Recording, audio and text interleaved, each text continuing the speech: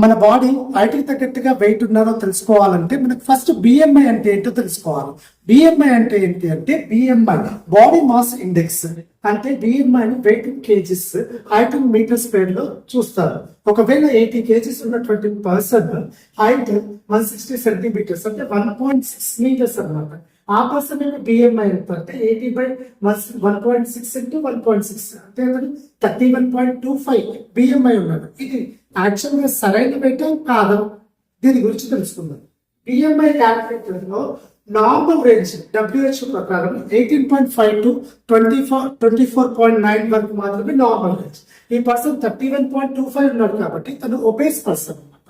So ఎవరైతే 18.5 అన్న తక్కువ ఉంటే తను అండర్ వెయిట్ లో ఉన్నట్టు, ఎవరైతే 25 నుంచి 29.9 ఉంటే తను ఒబేస్ పేషెంట్ అనమాట. So over weight patient. దానిలో ఇంకా పెరిగితే ఒబేసిటీ గ్రేడ్ 1, గ్రేడ్ 2, గ్రేడ్ 3, ఇంకా బాడీ డెన్సిటీ వచ్చేసి 40 కన్నా ఎక్కువ బిఎంఐ ఉంటే